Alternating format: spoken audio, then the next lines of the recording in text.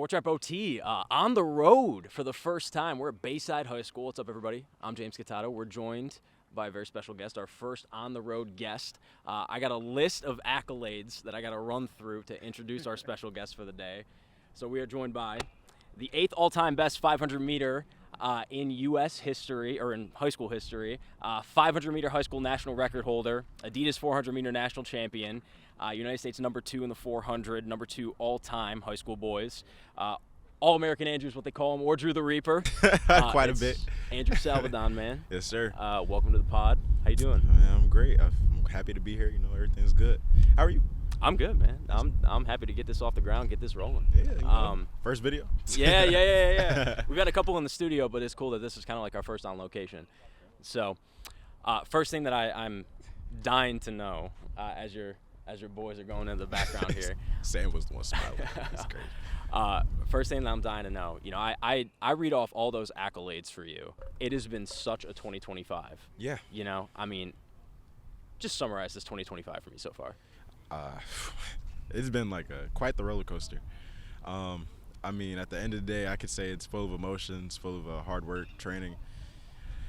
Lots of ups and downs and emotions because, you know, I've been through some good times during the season. I feel like I plateaued once or twice. But, you know, getting knocked down, it doesn't mean you should stay down. You got to get up because that's the whole point. Life doesn't stop when you're sad, so you got to keep pushing. But most of all, I'd say it's been pretty rewarding due to the fact of, you know, from all my training and all my hard work, it's gotten me this far. And I've grown to be pretty popular in such a fast amount of time. Yeah. So this is a great experience for me. It feels great to have everything that I've been working for, so I'm happy. I know that when we talked in January, right, you said your phone had been just like off the handle. Yes, sir. I mean, obviously, you know, breaking a national record, Yeah. beating an Olympic gold medalist in Quincy Wilson, then you win a national championship. Like, what I guess now, like on an average day, what's your phone looking like? I mean, now it's back to, you know, just the normal standards unless I do a pretty serious race. Yeah. But I'd say if you want numbers, like probably like eight or 10 messages per day. I mean, it's a lot, but it's not like a 300.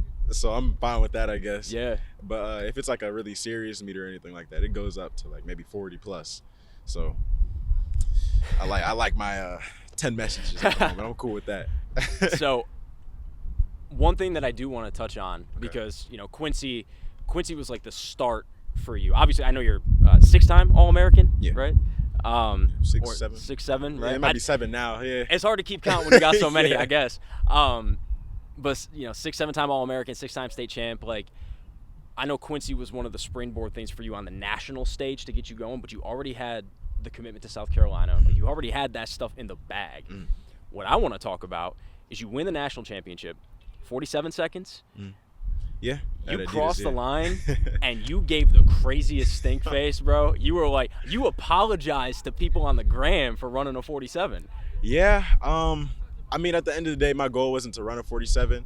I wanted to at least just drop a 46. But of course, the big idea in my head was see if I can touch a 45 without, you know, somebody that needs to pull me. 'Cause that's the whole point. I mean, you can't always expect somebody to just pull you every time. So having the motivation or just the mindset to just run that 45 without anybody there is a serious thing I need to work on. But seeing as it didn't happen, kind of felt some type of way about it. But nobody ran it there, so I just took it to the chin and just went on with it. Yeah. But yeah, that face was it was shock. I thought I ran a 46.8, but I saw 47 low, 47 flat. I don't remember, but it was just shock. I was like, oh, I got in my notes right here. it's not me. I mean, at the end of the day, the other thing too, I mean, yeah, 47-24. Yeah. But does that give you optimism though, knowing like I can have a bad day and still win a national championship? Yes, I mean, it's good to know. It's good to feel. You know, it's like I don't know how to explain it really, but at least I know that I'm capable of still having and holding a national record, even if I ran something that's not common for me anymore. Yeah. But at that point, that just means I need to be better, train harder, and then I can just get it or make it higher next time. So that's how it is. So we're back outside. Yes, sir. Obviously, you know, indoor, you had one of the best seasons that a high school runner has ever had in the state. Correct. Right? So I love that you said correct, too. You know, and I love the fact that you know and that you're aware. But we're back outside now. So what's the goal outside of capturing another state championship? Like, what do you want to do in the 400 outside? I want to run a 45.8, maybe 45.5. And if I can go lower than that, then I'll take that without a doubt. Who's denying lower numbers? So I'll take that. But of course, the main goal would be 47.8 to 45. 45.8 to 45.5. I don't know if I said that like multiple times, but yeah. Got that. That's my main goal. And of course, I've been doing the 200, trying to get my acceleration up because, Quincy's really good at catching people on that curve. Yeah. So seeing as that happened, I can't really just, sit back and be like, it's okay, because it's not. You got to keep growing no matter how far you get in the track. It's a growing sport. So I have to keep getting better no matter what it is. And in this case, I've been working on the 200, trying to get a 21.5. That's a goal. Just yesterday we had our first meet.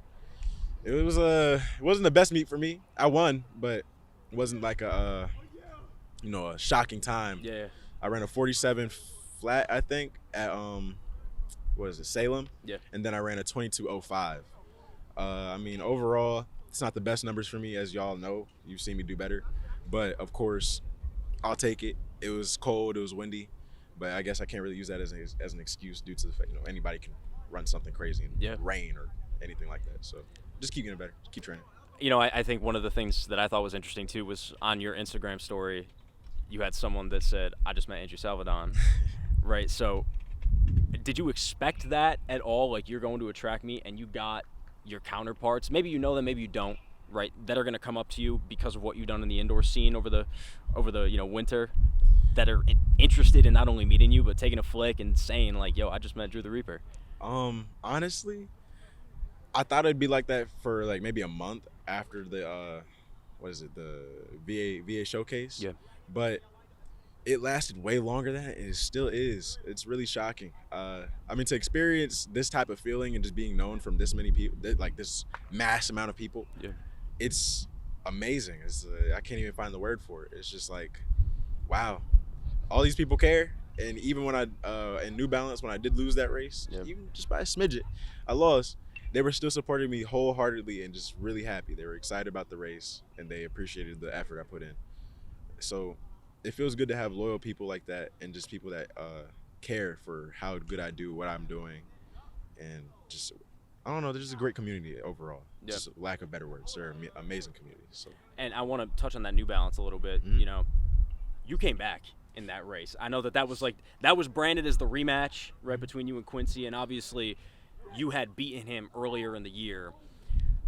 I know that your relationship is good. Yeah. You and Quincy, and you guys have a little bit of a friendly rivalry going on. Yeah. Right. But what do you attribute that to? Because I'm looking down at my notes right now, and it's 45.84. Mm-hmm. Like, you had a hell of a race.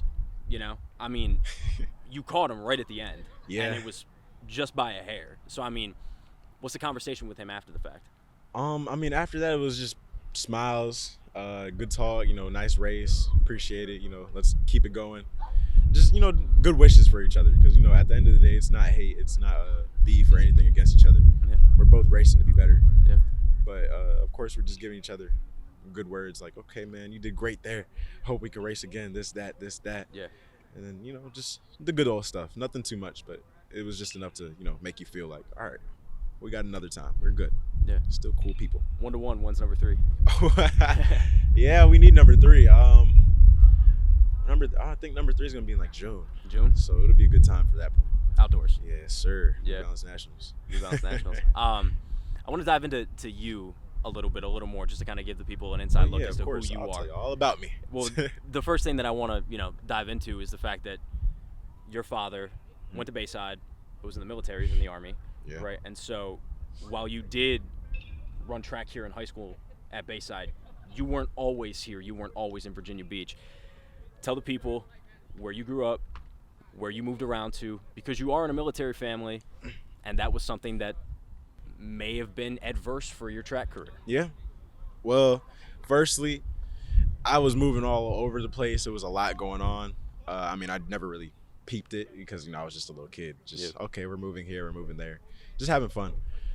First, I started off in Virginia for a couple years. I was going to like some kindergarten or pre-K or I don't know, someplace in Army base.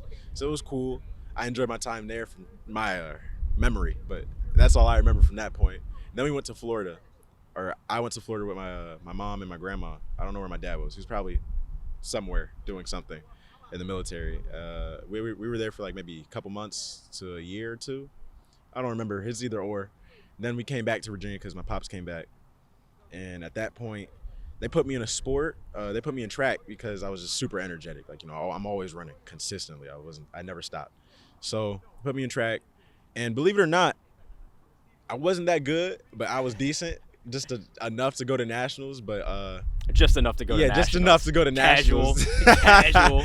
I was running the 800, and I think I won the 800 a lot. I don't remember, but I think I was doing pretty good enough to just go there. But I didn't go because I was told Texas is going to be super duper hot. So I kind of just cut track off at that point. Yeah. But I didn't know. I had no idea anything track related was like super cool or what's the word, just well known. Yeah. I was just doing a sport because I was put in it, so I was just having fun with it. But we moved to Hawaii for 2 to 3 years, I think, and that's when I was starting to like understand myself, go outside a lot, hang out with friends more because I had made friends. Yeah, I was a weird kid back in the day, but I made friends and we were hanging out a lot, doing just Hawaii is an outdoor place. Yeah. It's got to be outdoors, so I was doing that, and then we came back, and that's when it all started. I was a bad kid from 6th grade. Wasn't the best child at that point. I was in my rebellious state, but I was still really athletic. I like to play a lot, do volleyball, soccer, anything that was just that would burn a sweat or something like that. Then we move on to high school, the start of it. It was summer, and my parents told me you got to do something. You got to get out the house because I'm just in the house playing games. So how old are you at this point? I think I'm 14. So yeah, I was 14. And then I had gotten hurt due to the fact that my body was not adjusted to running probably like 8 to 16 miles a day, or not a day, a week. So it was pretty bad. I got shin splints, and then the shin splints turned into stress fractures. So it put me out of commission for the whole cross country season and indoor season.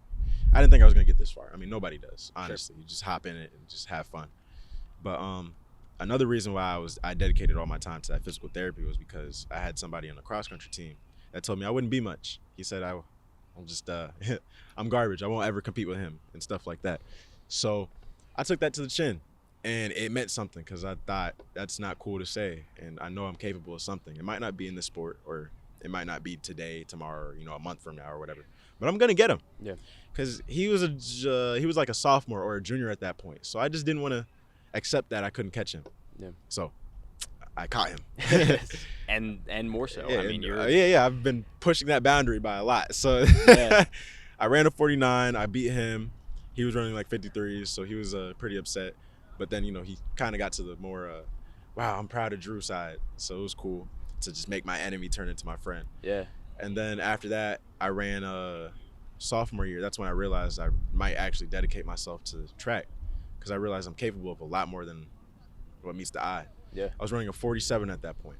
Or I ran a 47 one time at States. It was against some guy named Vincent Bond and someone else. I can't remember their name. But it was like a really good, serious feeling for me, because nobody else is here running 47s but seniors. So yeah. I was a sophomore doing that. So it was cool. And then we went to Adidas Nationals. I ran a 48. It was a whole little thing, but it was cool. I won it by like that much, just a little smidgen, but I had it. And then junior year comes into play. That was a serious year for me. So for that point, I wanted to beat my older self, or my younger self. And I was stuck at 48s, and I felt like I hit a plateau. Like I couldn't go any further than that. So it was problematic, and it made me cry. Yeah. Like twice it made me cry, because why am I still running 48s? And a 15-year-old me can run a 47. Yeah. That's weird. And then we would go to UVA Dogwood. So at that point, I put it all on the line. I was like, I need to run this 47. If I don't run a 47, I'm going to be super, super upset. I'm probably not going to run again. So we went there. It was 400. I'm in the blocks. Block start wasn't the best, but it doesn't matter. I got out. All I thought about was chase this guy in the orange ahead of me. Chase this guy. Catch him on that too. I caught him. And then I just kept pushing. There was no reason to let up. You don't let up ever. You just keep going. So I pushed it, and then I ran with like a 47.24 or something, 47.34. I don't know, either or, but it was 47 low. And then what made it better was we had a 4x4 in the night, same meet, and it was raining. And I ran a 47.94, which was my PR. In the rain. Yeah, in the rain, which was my PR from sophomore year. So I ran that exact time twice. And it felt great to know that I finally hit that point. And right after that, I just kept running 47. So it was like, okay, we touched it. We can keep going. Keep going. So I trained more. And then we move on to summer, which was my AAU team. I had met the Flames. Beach Flames, yes, sir. Great people. Yeah. We were training with them a lot. And then for, acceptance to nationals or just, Junior Olympics, I ran that 400 and I ran a 46.44. My fastest time outdoor right now. Yeah. So it was great. That was a serious moment for me as well. Nobody expected me, or they expected me to drop a 46, but they didn't expect me to just like smoke the whole competition like that. Sure. So it was great. So I do want to ask, Mm-hmm. Up until this point, that is your fastest time, Yes, sir. right? And you talked about the Junior Olympics.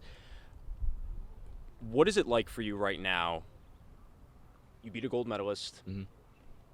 You're going to run at South Carolina in the SEC, power conference, not just for track, but for everything. Yeah.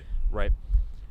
What are the conversations like between your high school coach, your college coach, your club coach, right? Like, what's the outlook right now for Andrew Salvadon? Is it we're trying to get you to a point where we all believe 2028 in Los Angeles for the Olympics is a goal, a reality, a possibility? Yeah. Or is it measure your expectations, you're going to come in here as a freshman and work? Mm-hmm. And eventually 2032 might be like, what is the conversation? Are you going to walk into South Carolina and you're going to be like one of the guys, if not the guy in the 400? I intend to be. That's the goal everywhere I go. If I can't hit that point, then I'm going to train to hit that point later.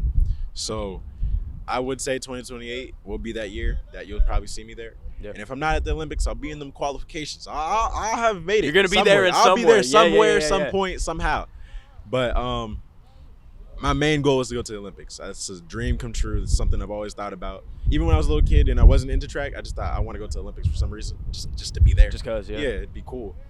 So now that I know it's not that far off, or I'm in the range of getting there, it feels great. And to know that a 16-year-old, Quincy, he was, or 17 now, but 16 then, Right. he did it.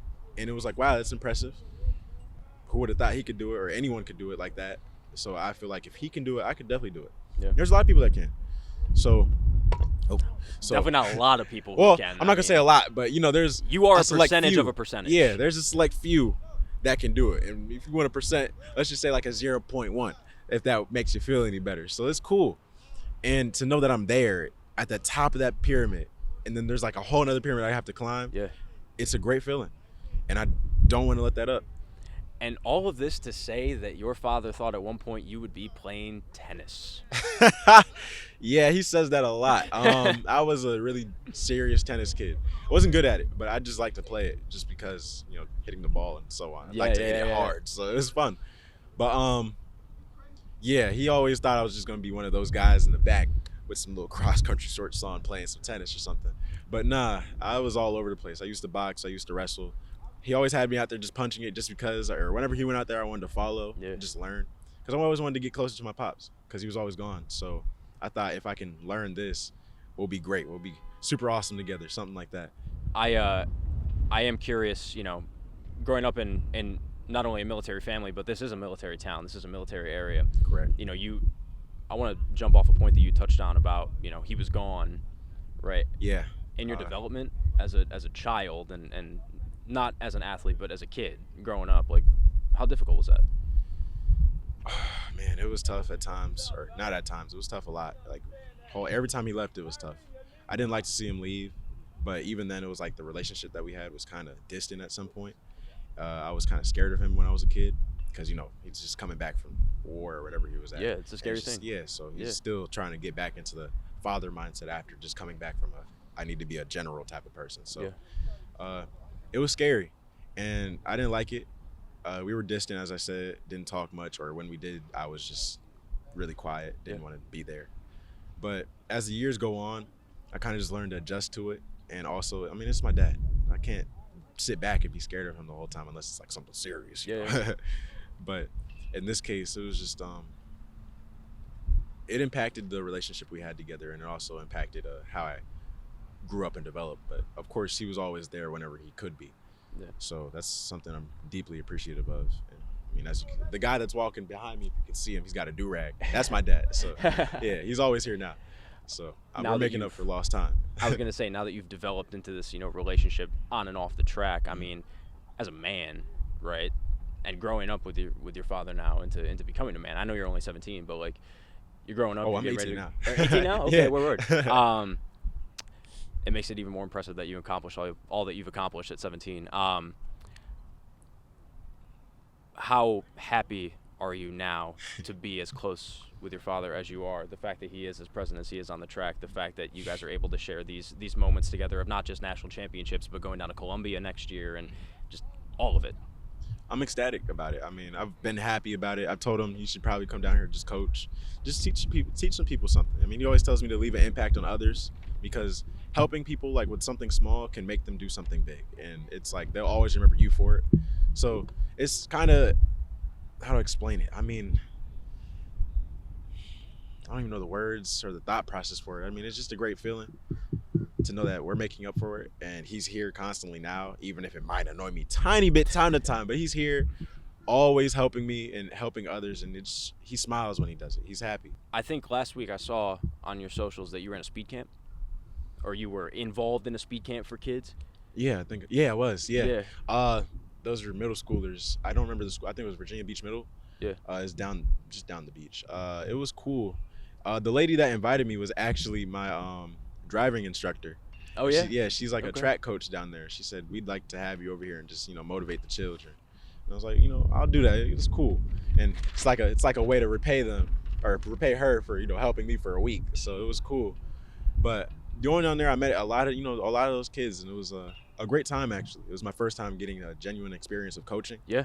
And I had my little bumps on coaching because I'm still like a fun guy, so I like to have fun with it. Sure. But of course they understood the point, and the reason I was out there, and they did great. So how full circle is that for you to be able to, because you not long ago were you in that same position? Yeah. I'm sure, going to those speed camps as a middle schooler. So Yep. How giving back now as an That's 18-year-old, exactly why I wanted to do it too. I mean, I always want to give back to the people that have helped me get to where I am now. Yeah. Even when I'm at a track meet and I'm trying to warm up, I still talk to them. I still give them an autograph. I help them out with something that I know can make them be better. Even if they don't get it that day, they'll remember it and still work on it. It's like it's a serious thing to always give back to those that have helped you, because it's wrong to not repay that type of debt. Yeah. So I want to be the best person and someone they can look up to as as an athlete and as a person. Last one. Finish the sentence for me. By the end of 2025, the 7-time All-American, 6-time state champion, record holder, and XYZ, so many things, 8th all-time in the 500-meter, Andrew Salvadon, by the end of 2025, will run a 45.8 to 45.5. It'll probably be a 45.5, and I'll be racing Quincy. I'm not gonna say nothing crazy, but it's gonna be quite the race. So enjoy it when you get it, and stay tuned for the rest, because I'm telling you, it's gonna be great for from here up to then. You're gonna see a whole bunch of things. So enjoy it. Stay with me. The list is growing longer and longer and longer. I mean, the notes, all just accolades at this point. They speak for themselves. All-American Andrew for a reason. That's what they call him. Andrew, Thank you, brother. man. Appreciate you coming out.